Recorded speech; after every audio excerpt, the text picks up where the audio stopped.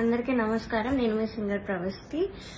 So నేను ఇప్పుడు ఈ వీడియో చేయడానికి కారణం పాడతా సిల్వర్ జూబ్లీ సిరీస్ లో జరిగిన ఇంజస్టిస్ అంతా ఎక్స్పోజ్ చేద్దామని. మీ అందరికీ తెలుసు నేను దానిలో పార్టిసిపేట్ చేశానని. సో అక్కడ ఏదైతే జరిగిందో అదంతా నేను ఇక్కడ క్లియర్ గా చెప్తాను వీడియోలో. స్టోరీస్ పెట్టాను, చాలా మంది థౌజండ్స్ ఆఫ్ రిప్లైస్ వచ్చాయి స్టోరీకి ఏం జరిగింది అని. సో దీనిలో అంతా నేను క్లియర్ గా ఎక్స్ప్లెయిన్ చేస్తాను. మిస్ అవ్వకుండా లాస్ట్ వరకు ఈ వీడియోని చూడండి. సో ఈ వీడియో చేద్దాం అనుకునే ముందు చాలా మంది ఆపడానికి వచ్చారు నన్ను ఈ ఫీల్డ్, మ్యూజిక్ ఫీల్డ్ నుంచి. బికాజ్ నీ కెరియర్ ఎఫెక్ట్ అవుతుంది, నీకు మంచి ఫ్యూచర్ ఉంది, ఎందుకు పాడు చేసుకుంటున్నాను చాలా మంది ఆపడానికి ట్రై చేశారు. కానీ నేను ఇంకా డిసైడ్ అయ్యాను నాకు మ్యూజిక్ ఫీల్డ్ కి సంబంధం ఉండదు అని. బికాజ్ ఇంత ఇంజస్టిస్ జరిగేటప్పుడు నాకు ఉండాలని లేదు. పాడతీగా రియాలిటీ షోస్ అనే కాదు, దాని బయట కూడా చాలా జరుగుతున్నాయి. I make a different video for that. కానీ ఈ వీడియో మాత్రం ఓన్లీ ఫర్ పాడతీయగా. సో నేను డిసైడ్ అయింది అందుకే. చాలా ఇంజస్టిస్ జరుగుతుంది అండ్ ఎవరు కూడా nobody should suffer all that. అందుకే నేను ఈ వీడియో చేస్తున్నాను. ఆల్సో చాలా మంది అడిగారు అసలు ఈ సీజన్ కి ఎందుకు వెళ్ళావు, అసలు మళ్ళీ ఎందుకు వెళ్ళావు పాడతీయగాకి, సూపర్ సింగర్ లో విన్నర్ అయ్యావు కదా అని చాలా మంది పెట్టారు. ద రీజన్ ఇస్ యాక్చువల్లీ నేను 2017 లో ఎస్పీబీ సార్ ఉన్నప్పుడు పాడాను. చాలా చాలా బాగా జరిగింది ఆ సీజన్. అసలు ఎలాంటి ట్రామాటిక్ ఎక్స్పీరియన్స్ అవ్వలేదు, చాలా హ్యాపీగా సాగిపోయిన సీజన్ అంతా కూడా. అప్పుడు డైరెక్టర్ శాస్త్రి అంకుల్ ఉండేవాళ్ళు అండ్ ప్రొడక్షన్ హౌస్ కూడా డిఫరెంట్ ఉండేది అప్పట్లో, ఇప్పుడున్న ప్రొడక్షన్ కాదు. సో అది చాలా పీస్ఫుల్ గా చాలా బాగా జరిగింది ఫైనల్స్ వరకు కూడా. అండ్ నాకైతే చాలా ఐవ్ లెర్న్ సో మచ్ ఆ సీజన్ లో, చాలా బాగుండింది. సో అదే ఎక్స్పెక్టేషన్ తో ఈ సీజన్ కి వచ్చాను. ఆల్సో ఎక్స్పోజర్ వస్తుంది కదా అని. సూపర్ సింగర్ విన్నాక నాకు అంత ఆపర్చునిటీస్ ఏం రాలేదు. సో దీనిలో చేస్తే వస్తుంది కదా, ఎక్స్పోజర్ ఉంటుంది కదా అని ఒక థాట్ తో వచ్చాను. అండ్ దానిలో తప్పేం లేదు కదా. సో ఆ ఒక్క థాట్ తోనే నేను ఈ సీజన్ కి వచ్చాను. కానీ అంతా ఆపోజిట్ జరిగింది. సో మొన్న థర్డ్ షెడ్యూల్ షూట్ అయింది. టాప్ 12 లో నన్ను ఎలిమినేట్ చేశారు. యాక్చువల్లీ ఫస్ట్ షెడ్యూల్ నుంచి కూడా చాలా జరిగాయి. అప్పుడే నేను క్విట్ అవుదాం అనుకున్నాను, బట్ కాంట్రాక్ట్ సైన్ చేశాను. So I had no option. మీరు అనుకోవచ్చు ఎలిమినేట్ అయింది కాబట్టి ఇదంతా ఇప్పుడు కోపంతో చెప్తుందేమో అని. కానీ కాదు, ఉన్నప్పుడు నేను చెప్పలేను. కానీ ఎలిమినేట్ చేశాక నాకు ఆ ధైర్యం వచ్చింది అంతా చెప్పడానికి. సో జడ్జెస్ గురించి కానీ అక్కడ ఆ ప్రొడక్షన్ వాళ్ళు ఎలా ట్రీట్ చేశారని కానీ నేను అంతా దీనిలో బయట పెడతాను. సో నేను ఒక గుడ్ థింగ్ తో స్టార్ట్ చేస్తాను. పాడతీగలో ఒక good thing orchestra, Krishna uncle వాళ్ళు ఆ సీజన్ లో ఎవరైతే ఉన్నారో వాళ్ళే ఈ సీజన్ లో కూడా ఉన్నారు. వాళ్ళు మాత్రం చాలా సపోర్ట్ చేశారు, అందరితో ఒకేలా ఉంటారు. అండ్ మెంటర్ శ్రీనివాస్ సార్, ఆయన కూడా నన్ను ఎప్పుడు కూడా you are the most talented అని మొన్న కూడా నాతో వచ్చి చెప్పారు. సో వీళ్ళిద్దరికి మాత్రం I'm very very thankful. They are my favourite people. So this is the only good thing పాడతీగా ఈ సీజన్ లో. సో ఫస్ట్ నేను జడ్జెస్ దగ్గర నుంచి స్టార్ట్ చేస్తాను. ఫస్ట్ సునీత గారు. Of course she is very beautiful. మీరు అంతే కైండ్ అని కూడా అనుకుంటారు, బట్ బ్యూటీకి కైండ్నెస్ కి ఎప్పుడు కూడా లింక్ ఉండదు. సో ఓకే, మీరు అబ్జర్వ్ చేయండి ఫస్ట్ ఎపిసోడ్ నుంచి కూడా ప్రతిసారి నేను స్టేజ్ మీదకి వచ్చిన ప్రతిసారి వాడు ఒక ఫేస్ ఇస్తారు. అది ఎవ్వరికి పెట్టరు ఆ ఫేస్, బట్ ఓన్లీ నాకు ఆ డిస్గస్టెడ్ లుక్ పెడతారు ఫేస్ మీద. ఇది యాక్చువల్లీ చాలా మంది వెల్ విషర్స్, నా ఫ్యాన్ పేజెస్ అందరూ కూడా నన్ను అడిగారు. కాబట్టి నేను స్క్రీన్ షాట్స్ పెడతాను. ఇది ఎందుకు ఇలా, did something happen beyond the screen, ఏమైనా అయ్యిందా మీ ఇద్దరికి, లేకపోతే ఏమైనా గొడవ అయిందా అని ఇలా చాలా మంది అడిగారు. ఎందుకు ఆవిడ అలా ఫేస్ పెడుతున్నారు మీరు రాగానే అని. సో కానీ నేను చాలా డిఫెండ్ చేయడానికి ట్రై చేశాను. బికాజ్ నాకు అప్పుడు తెలీదు, నేను ఏదో అలా ఆలోచిస్తున్నాను, వీళ్ళందరూ అలా ఆలోచిస్తున్నారేమో అనుకున్నాను. నాకు తెలియదు అప్పట్లో, ఐ డెంట్ రియలైజ్. సో నేను డిఫెండ్ చేశాను కూడా. సో నాకు ఎప్పుడు క్లారిటీ వచ్చిందంటే అంతరామమయం పాడే ముందు సౌండ్ చెక్ అయ్యేటప్పుడు ఇన్యూర్స్ పెట్టుకున్నాను. అండ్ ఆవిడ దగ్గర ఒక మైక్ ఉంది, అది ఆన్ ఉంది. అది పాపం వాడికి తెలీదు, మైక్ ఆన్ ఉంది, నేను ఇన్యూర్స్ పెట్టుకున్నాను. సో కీరవాణి గారితో ఇలా చెప్తున్నమాట, ఈ అమ్మాయికి అసలు హై రేంజ్ వాయిసే కాదు, హై పిచ్ రాదు, కానీ మేనేజ్ చేసేస్తారు మీరు చూడండి, ఈ సాంగ్ లో తెలుస్తుంది చూడండి మీకు, అది ఇదని చాలా ఎక్కిస్తున్నారు సార్ కి. And it hurt me so bad stage మీద నించున్నప్పుడు. అప్పటికి నా సెల్ఫ్ ఎస్టీమ్ ఇలా ఆల్మోస్ట్ కిందకి దిగిపోయింది. చాలా ఏడుపు వచ్చేసింది ఆ టైంకి. కంట్రోల్ చేసుకొని లేదు I have to do this అని నేను అంతరామమయం పాడాను. అండ్ ఆ పాటకు వచ్చిన అప్రిసియేషన్ నాకు ఇంకే పాటకు రాలేదు అప్పటి వరకు.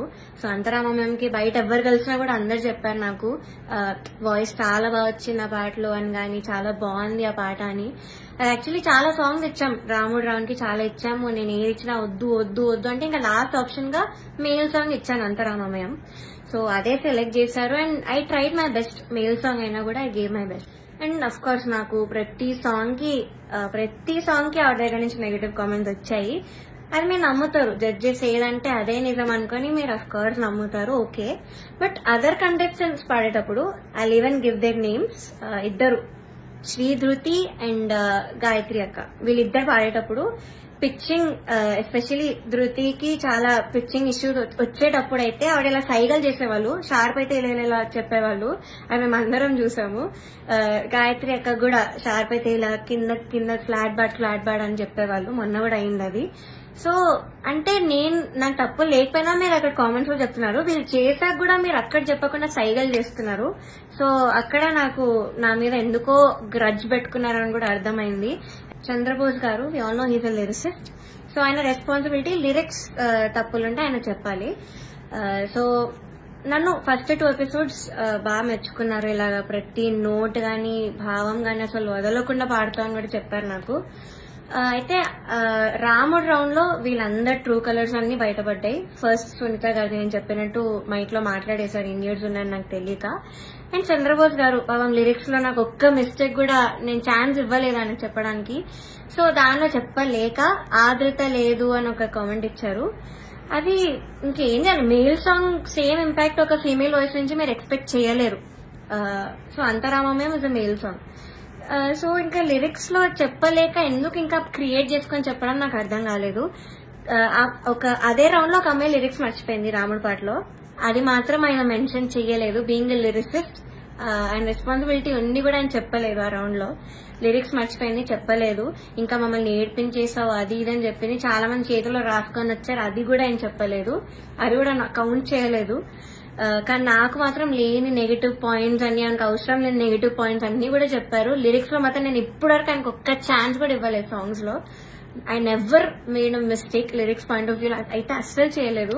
మీరే చూడండి, మీకే అర్థమవుతుంది. సో ఇది కూడా మీకు న్యాయం అనిపిస్తుందా? కీరవాణి సార్ గురించి మాట్లాడదాం. అఫ్ కోర్స్ నాకు చాలా హేట్ వస్తుంది దీనికి మాత్రం, and I'm ready for it because I don't care. Personally నాకైతే నెగటివ్ కామెంట్స్ రాలేదు ఆయన దగ్గర నుంచి. బట్ సెట్ లో ఎలా మాట్లాడతారు, అసలు ఏం చెప్తారు అనేది నేను ఇక్కడ చెప్తాను. పాయింట్ నెంబర్ 1, మెలడీస్ పాడిన వాళ్ళకి మాత్రం వాళ్ళు ఎలా పాడినా కూడా నేను ఆటోమేటిక్ గా మంచి స్కోర్ చేస్తాను అని ఆయన నోట్తో ఆయనే చెప్పారు. So he's very bias towards melody songs and his compositions.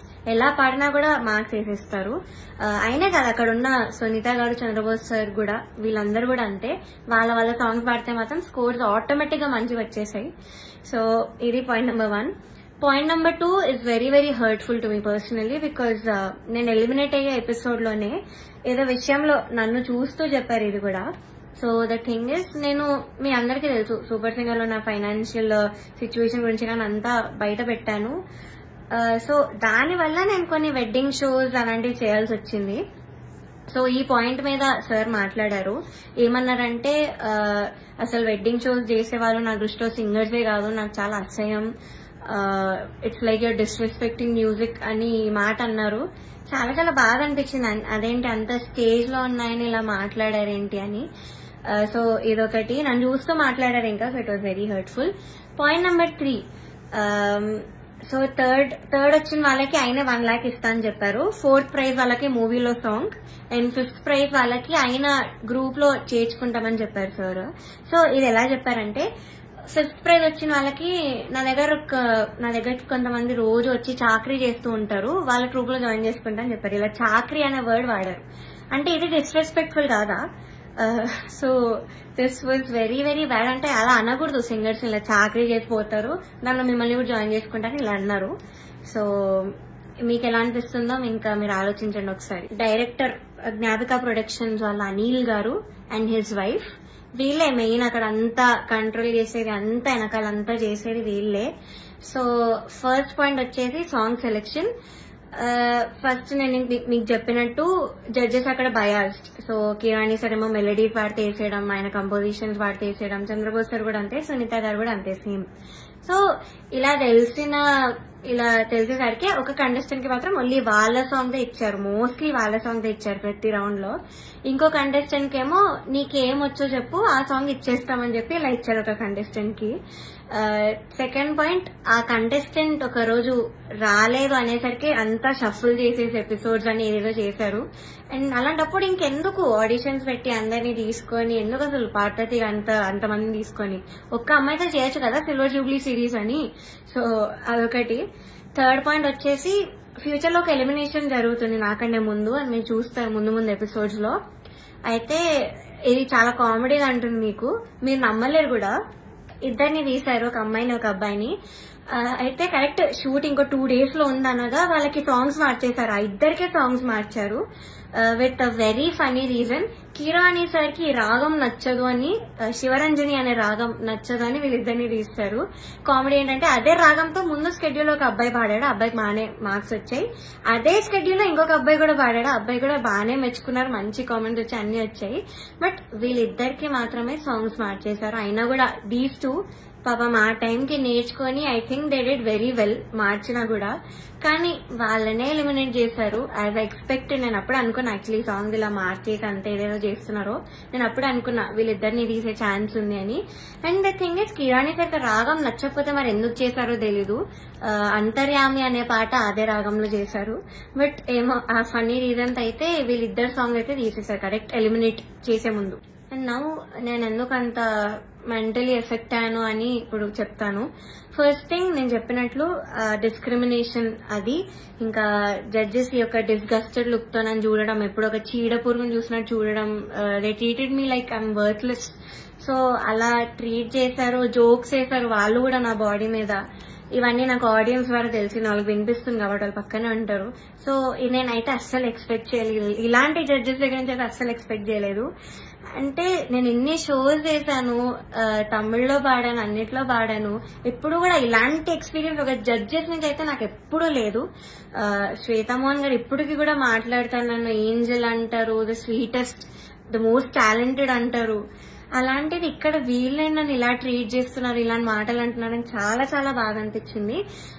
And second thing, production వాళ్ళు ఎస్పెషల్లీ అవుట్ఫిట్స్ విషయంలో మమ్మల్ని బొడ్డు కిందకి కట్టుకో, సారీస్ ఇచ్చి కిందకి కట్టుకో, ఇలా ఎక్స్పోజింగ్ చేయన్న వేలో చెప్పారు.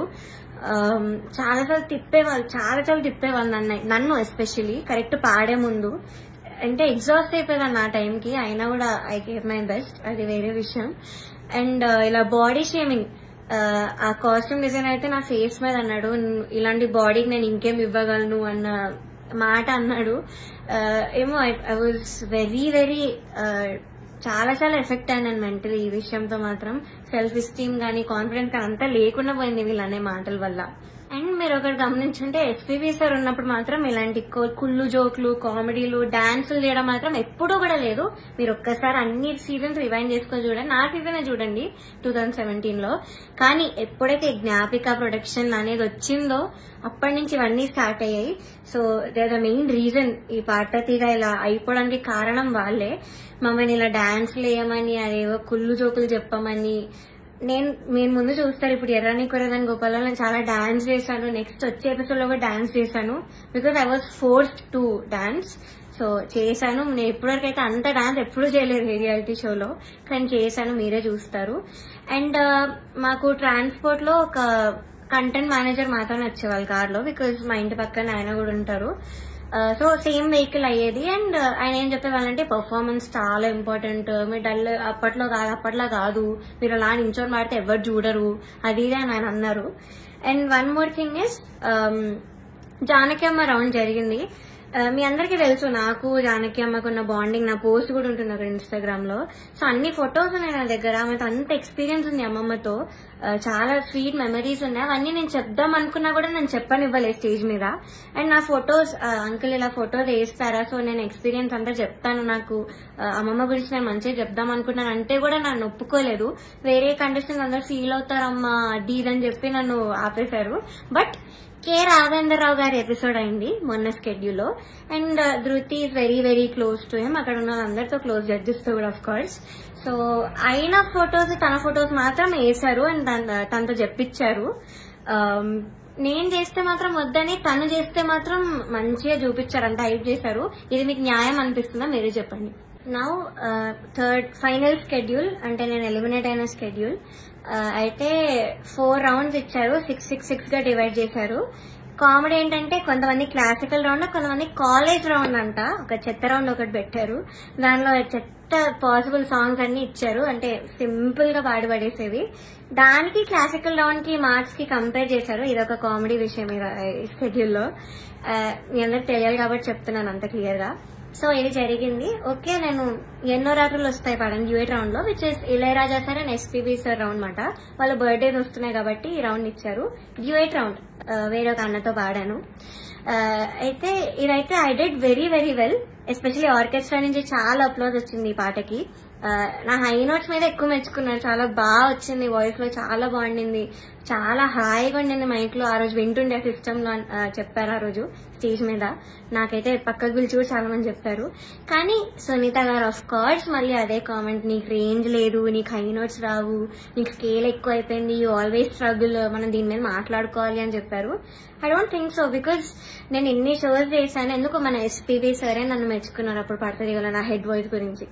అండ్ మన సూపర్ సింగర్ లో శ్వేతా మోహన్ గారు అన్ని లాంగ్వేజెస్ లో పాడారు. ఆవిడ సుజాత మోహన్ గారు అన్ని లాంగ్వేజెస్ లో పాడారు. ఆవిడ నన్ను మెచ్చుకున్నారు. ఇలాగా నీది బేస్ రేంజ్ వాయిస్ అయినా కూడా నువ్వు ఎంత బాగా పాడుతున్నావు, అసలు తెలియకుండా ఎంత బాగా పాడుతున్నావు, ఎంత క్లీన్ గా వినిపిస్తున్నా హై నోట్స్ అన్ని కూడా చెప్పారు. తమన్ సార్ కూడా మెచ్చుకున్నాను అన్ని విషయంలో. కానీ సునీత గారు మాత్రం అదే పాయింట్ మీద చెప్తారు ఎప్పుడు కూడా. సో ఇలా జరిగింది. అండ్ సారేగామే లాస్ట్ నేను ఎలిమినేట్ అయిన రౌండ్ పాడింది Saregama. I think that was the best performance. నా కెరియర్ లో కూడా నేను ఇప్పటి వరకు నాకు తెలిసి అంతలా పర్ఫార్మ్ చేయలేదు. వస్తుంది మీరే చూస్తాను నేను ఎలా పాడాను సారేగామే. ఇంకా నాకున్న కోపం అంతా కూడా ఆ సింగింగ్ లో నేను చూపించాను ఆ రోజు. మేడ్ సో మెనీ ఇంప్రూవైజేషన్స్ అప్పటికప్పుడు చేసి పాడాను నేను కొన్ని స్టేజ్ మీద సారేగామేలో. అండ్ ఆ రోజు టాప్ 1 వచ్చిన అమ్మాయి, ఆ అమ్మాయి చంద్రబోస్ గారు పాట పాడింది ఆ కాలేజ్ రౌండ్ లో. సో ఆ పాటలో ఏదేదో ఇంప్రూవైజేషన్స్ చేసింది, అది అవుట్ ఆఫ్ పిచ్చింగ్ ఉండే మోస్ట్ ఆఫ్ దమ్. అది లాస్ట్ లో లిరిక్స్ మర్చిపోయి నానా అని పాడింది. అది ఆయన కామెంట్స్ లో చెప్పకుండా అంతా ఇలాగ అందరు క్లాప్స్ కొడుతుంటే పక్కన అనిల్ సార్ తో లిరిక్స్ మర్చిపోయింది అని అన్నాడు. నేను విన్నా, నేను అక్కడ అన్నా. అంటే బయటకు చెప్తున్నారు కాబట్టి, కానీ కామెంట్స్ లో చెప్పట్లేదు, ఆ మార్క్స్ లో కూడా ఆయన చూపించట్లేదు. How great is that. ఇంకొక అబ్బాయి అయితే లిరిక్స్ మార్చేసి ఏదేదో పాడాడు, కామెడీ పాట చేస్తారు. అది కిరాణి సార్ పాటే, అది కూడా అది లిరిక్స్ మార్చేసి ఏదో కామెడీ లిరిక్స్ యాడ్ చేసి పాడేశాడు ఎమోషనల్ సాంగ్. అయినా ఆయన స్టేజ్ మీదకి వచ్చేసి ఆ పాట కోరస్ పాడేసి, ఆయన పాట అంటే అంత ఎక్సైట్మెంట్ వచ్చేస్తుంది ఆయనకి. సో ఆటోమేటిక్ గా స్కోర్స్ కూడా అలానే పడిపోతాయి సేమ్ ఎక్సైట్మెంట్ తో. సో ఇది జరిగింది కరెక్ట్ ఎలిమినేషన్ ముందు అదే రౌండ్ లో. ఇంకా ఎలిమినేషన్ రౌండ్ వచ్చేసరికి ఫస్ట్ చంద్రబోస్ గారు లేచి వెళ్ళిపోయారు. నాకు పని ఉంది, హ్యావ్ టు గో, అది నిజమో కాదో ఎవరికి తెలీదు. But he left. మంచిగా హ్యాపీగా వెళ్ళిపోయారు ఆయన. కరెక్ట్ 5-6 ఉన్నప్పుడు కిరాణి సార్ ఈయన కూడా లేచి వెళ్ళిపోయారు. హీ వాజ్ లైక్ నాకు ఈ టెన్షన్ నా వల్ల కాదు, నాకు ఇంకేం సంబంధం లేదని లేచి వెళ్ళిపోయారు. బికాస్ ఆయన మనస్సాక్షికి తెలుసు అక్కడ. సో లేచి వెళ్ళిపోయారు. కానీ సునీత గారు మాత్రం అఫ్ కోర్స్ నా మీద అంత గ్రడ్జ్ ఉన్నప్పుడు నేను ఎలిమినేట్ అవ్వడం చూడాలి కదా. సో ఆవిడ మాత్రం అలానే కూర్చున్నారు, ఎంత ఒక ఈవిల్ స్మైల్ తో ఫేస్ మీద. I still remember that face, నా మైండ్ లో తిరుగుతుంది అది. నేను మాత్రం ఏడుపు కంట్రోల్ చేసుకుంటున్నా. I'm controlling. లేదు, ఐ షుడెంట్ క్రై. నన్ను ఇంత టార్చర్ పెట్టారు, నేను ధైర్యంగా బయట పెట్టాలి, దానికి నేను ఏడవకూడదు, నేను మంచిగా ఎలిమినేట్ అవ్వాలి హ్యాపీగా అనుకున్నాను. సో నేను మాత్రం మంచి స్మైల్ పెట్టుకొని నించున్నా. అయితే లాస్ట్ ముగ్గురు ఉన్నాం లాస్ట్ కి. ఒకరు సేవ్ అయ్యారు, నేను ఇంకా ఇంకొక అన్న ఎలిమినేట్ అవుతాం, ఇద్దరం ఎలిమినేట్ అయ్యాము. అయ్యాక నాకు కొంచెం ఐ వాట్ ఎమోషనల్ గా అయినా కంట్రోల్ చేసుకుని వెంటనే ఐ గేవ్ స్మైల్. అయితే my mother she saw all of these కదా, సో ముందు నుంచి తట్టుకుంటూ వస్తున్నాం, ఇంకా తన వల్ల కాలేదు. సో మా మదర్ స్టేజ్ మీదకి వచ్చి నన్ను తీసుకెళ్ళిపోవడానికి ట్రై చేశారు అక్కడి నుంచి, ఆ ట్రాఫీ ఇవేం తీసుకోకు, వద్దు వెళ్ళిపోదామని. సో అదే ఎమోషనల్ మైండ్ సెట్ తో సునీత గారి దగ్గరికి వెళ్ళి ఎందుకు ఇంత అన్యాయం చేశారు నేను ఇలానే అనింది మా మదర్. బట్ సునీత గారు ఆవిడ రిప్లై మాత్రం నువ్వు వెళ్ళి ఇక్కడ ముందు ఇక్కడి నుంచి దయచేయి అనింది. ముందు ఇక్కడి నుంచి బయటకు వెళ్ళిపో అన్న వేలో ఆవిడ మాట్లాడారు, ఇలానే నువ్వు అన్నారు, which was very very cheap. అసలు ఎవరు ఎక్స్పెక్ట్ చేయరు అలాంటి జడ్జ్ నుంచి ఇలాంటి మాటలు వస్తాయని. నేను కూడా ఎలిమినేట్ అయిన షోస్ కూడా ఉన్నాయి, నేను తమిళ్లో బాగా ఎలిమినేట్ అయ్యాను టాప్ 5 లో, హాఫ్ మార్క్ లో ఎలిమినేట్ అయ్యాది కూడా. అప్పుడు మేమేమి ఇలా ఎమోషనల్ అయితే ఏం చేయలేదు, బికాస్ ఆ జడ్జెస్ అంత బాగా మాట్లాడారు కాబట్టి మాతో. చిత్రమ్మ ఎంత బాగా మాట్లాడతారు, ఇప్పుడు కూడా ఎంత బాగా ట్రీట్ చేస్తారు ఆవిడ కాల్ చేసి కూడా మాట్లాడారు నేను ఎలిమినేట్ అయ్యాక. మమ్మీతో మాట్లాడారు, మనో సార్ కాల్ చేశారు, మాల్గుడి సుబ్బమ్మ మాట్లాడారు. అలా మాట్లాడతారు కానీ నువ్వు ఇక్కడి నుంచి వెళ్ళిపో, దయచేయి ఇక్కడి నుంచి దయచేయి అని అలా చెప్పారు ఆవిడ. అలాంటి వాళ్ళని మీరు ఇక్కడ ఎంత హైప్ చేసి పైన పెడతారో ఐ డోంట్ అండర్స్టాండ్ వై. ఇప్పటికైనా మీకు అర్థం కావాలి వాళ్ళ గురించి. కానీ ఎందుకో మీ మైండ్ సెట్ కి ఎక్కదు. నాకు డౌటే, నేను చెప్పేది కూడా మీకు ఎక్కుతుందో లేదో, కానీ నేనైతే అంత ధైర్యంగా బయట పెట్టాను.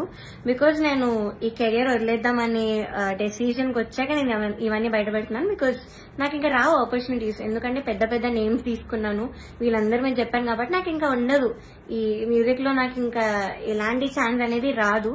నేను అది డిసైడ్ అయ్యే ఇవన్నీ పెట్టాను. ఈ వీడియో చేయడానికి మెయిన్ రీజన్ వచ్చేసి మీరు ఇదంతా చూసి ఇప్పటికైనా రియలైజ్ అయ్యి ఇలాంటి ఫ్రాడ్ షోస్ అన్ని కూడా చూడడం మానేసి, ఆ స్పాన్సర్స్ కూడా స్పాన్సర్ చేయడం మానేసి బ్యాన్ చేస్తారని ఒక హోప్ తో నేను చేశాను ఈ వీడియో.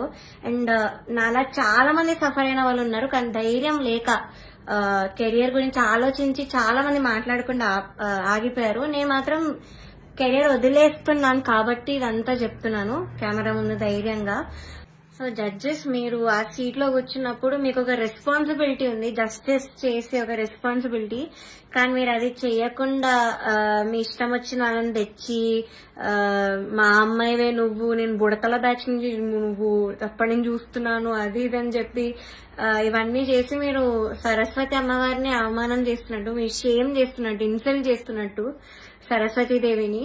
సో మీరు ఇలా చేసే పని అయితే ప్లీజ్ డోంట్ సీట్ లో కూర్చోకండి. ఇంకా చిత్రమ్మ, ఎస్పీ శైలజమ్మ, మనో గారు వీళ్ళు ఉంటే ఎంత బాగుంటుంది ఆ ప్లేస్ లో, ఎంత బాగుంటుంది ఆ జడ్జ్మెంట్. సో అది మాత్రం చేయకండి, because what all you doing is injustice. మాలాంటి లైఫ్ తో ఆడుకుంటున్నారు. ఇలా మాకేం పవర్ లేదు, మనీ లేదు, we can buy anybody bribes ఇచ్చి గిఫ్ట్స్ ఇచ్చి మేము అవేం చెయ్యలేము. నాకు అందుకే ఆపర్చునిటీస్ కూడా రాలేదు, వచ్చినవి కూడా ఇలాంటి కొన్ని క్యారెక్టర్స్ మధ్యలో వచ్చి లాగేసుకున్నారు అన్ని ఆపర్చునిటీస్. సో దయచేసి ఇలా ఒక లైఫ్ తో ఆడుకోకండి. మీకు అంత ఇంజస్టిస్ చేయాలంటే అక్కడ కూర్చోకండి, అసలు జడ్జెస్ సీట్ లోనే కూర్చోకండి. వాళ్ళు వేరే వాళ్ళని పెట్టుకుంటారు, ఇలా చిత్రమ్మ ఇలాంటి వాళ్ళని ఏదో ఒకటి చేసి పెట్టుకుంటారు. That is the right thing to do. So ఇప్పుడు నేను పెద్ద పెద్ద పేర్లను పాయింట్అవుట్ చేశాను, అంతా ఎక్స్పోజ్ చేశాను, ప్రొడక్షన్ ఎక్స్పోజ్ చేశాను. So I know I'm in danger. Audience కి ఏం తెలియాలంటే, నాకు ఏమైనా అయినా, మా ఫ్యామిలీకి ఏమైనా అయినా, లేకపోతే మేము ఏమైనా చేసుకున్నా, సునీత గారు, Chandrabose garu, Keeravani garu, Gnapika productions Anil sir is responsible for all of this.